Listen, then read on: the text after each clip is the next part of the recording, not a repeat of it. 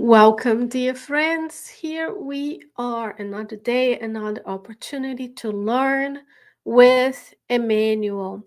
Today's message comes from the book Words of Life Eternal, chapter 13, and the message is titled Calm Yourself. What a beautiful way to start our morning, right?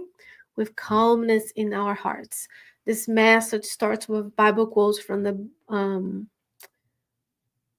Gospel of Matthew, chapter 19, verse 26. And quote, with God, all things are possible. So even calming yourselves is possible. So Emmanuel is going to start this message by saying, whatever disturbance may be present, calm yourself and wait, doing the best you can. Remember that the Supreme Lord requires serenity in order to express himself clearly. So he says, whatever is happening in your life today, calm yourself. Be calm. How do we practice being calm? We start with meditation, psychology, knowing who we are, where we are, really mindfulness. Where are you right now? You are on planet Earth, in a certain location, sitting, driving, lying down, doing something. You have earbuds, or perhaps this is speaker. There's a certain amount of nature around us, a temperature, a setting, home, school, work, errands, right? There's a whole mindfulness that you and I are not aware of. Your physical body has the senses who are constantly picking up stimuli from the environment and stimuli from your own body. So you have in your brain, in your nervous system, built-in receptors to tell you, am I standing? Am I seated? Is my blood pressure high, low, my sugar? All of those things are happening behind the scenes that are not conscious to us. That we have acquired that ability throughout our many reincarnations in other kingdoms and in the human kingdom as we refined it. So the cells of your physical body are doing their enzymatic activities. We're not thinking about it. Rebuilding their cells, correcting DNA, building proteins. The immune system is creating antibodies. You're constantly bombarded with foreign, quote unquote, foreign, not yours, proteins and molecules that we have to identify as threats, not threats. So all of this is happening, and we have the stimuli of the world, the work stimuli, the family stimuli, the intellectual stimuli, whatever it is. So he says, calm yourself, doing the best we can. So that's one knowledge. As we move from trials and expiations as a planet to regeneration, things are expanding. God is saying, move. Do the best you can now, move on. Do the best you can now, move on. Do the best you can, move on. So we can expedite this transition. So there's no need to just stay idle or plan, and be analysis paralysis. Do the best you can today.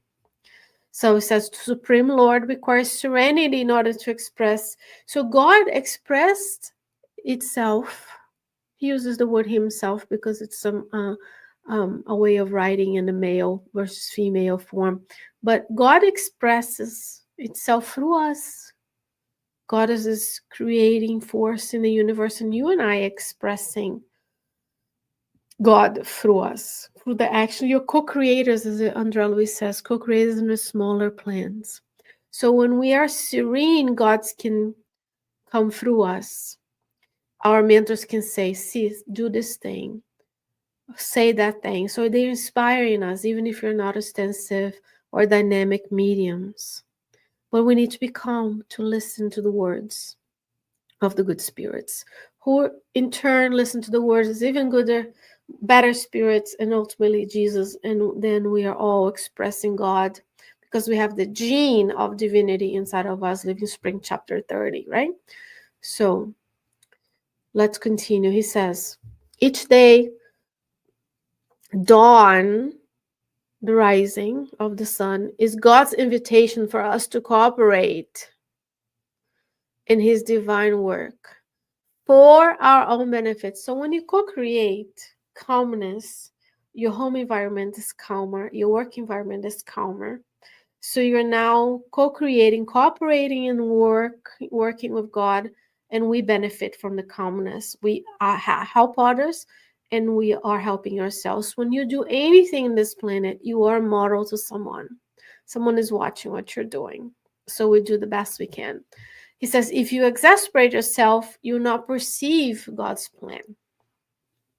Right?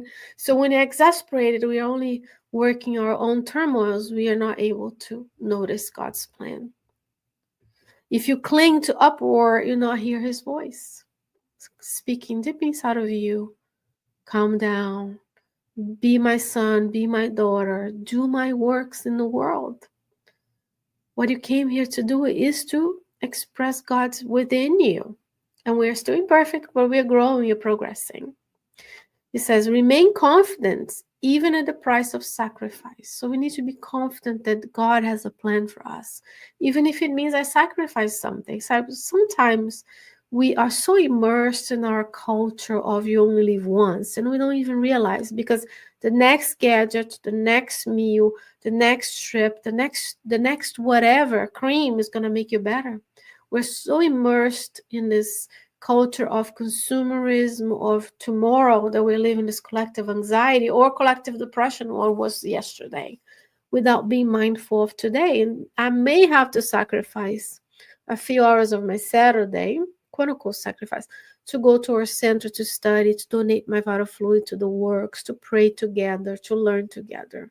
Ultimately, we're helping ourselves to be calmer because there's a structure that we follow. I know when I enter the Spiritist center, there's a preparation. There's the spirits around me, so I'm reverent, I'm respectful, I'm silent, I calm myself, and I feel better. I serve, and I'm helped, and then I move on. It says, even if, it says, undoubtedly, even today, you encounter embittered hearts. Bitter hearts are better, because remember, I'm doing this translation for us. So bitter hearts, pouring out irritation and discontent, fear and bitterness. So who are we? Are we the one bringing calmness, the minority of us? Or are we the bitter hearts, pouring out irritation, discontent, fear and bitterness? So we don't want to be that. I mean, we may be today, but we are working, we're learning, so that we can, the best we can be together spreading the good news. And Jesus never spread bitterness, fear, discontent. Jesus is our guide and our model. And if you read the books, he guided us through modeling the good behavior. It says, even if those who are spouting out irritation, wound and stone you, quiet yourself and bless them with your peace. The desperate will return to harmony, the sick to health, the unbalanced will be restored, and the ungrateful will awaken. If the Lord's light, it is the Lord's law that light overcome darkness, without noise, without violence. So light will overcome darkness. Friends, we are one world of trials and expiation in our solar system.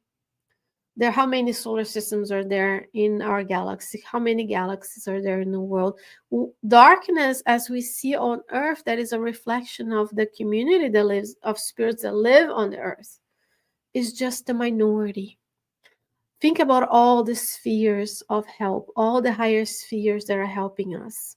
All the spiritual cities that send their messengers are much more numerous than we are. 96% of the universe is unknown. That's goodness. We only see 4% of what's out there. So the majority of what we see is goodness. Light will overcome darkness, because Emmanuel is reminding us it's the Lord's law that light overcomes darkness. Remember that every pain, every cloud formed, darkens, and passes. It shall pass. If missionary spirits such as Divaldo Franco and Chico Xavier, if I may call them that, had difficulties and pains, were oppressed, were cursed, were slandered, imagine us, but it shall pass. The pain shall pass, the suffering shall pass, right? Pain will happen in this life with the nature of the life we have, but suffering is optional. Do not forget the Master's words when he told us that God, with God, all things are possible. And ensuring your own peace, take refuge in God. So today we know that everything is possible when we have our hearts full with the love that God knows you and I have. We're still infants in expressing our love for one another, for ourselves, for God, and our reverence for all that is. But we observe everything around us and the harmony of it all, so we calm ourselves so we can reflect and express God's greatness wherever we are. And God is so good that brought us together today for this Learning with Emmanuel series. And I wish you well. I wish that God will bring us many more sessions like this when we can dissect and study and find ways to apply these teachings to our daily lives. Dear friends, may your day be blessed, may your night be blessed, and God willing, we'll see you soon. Take care.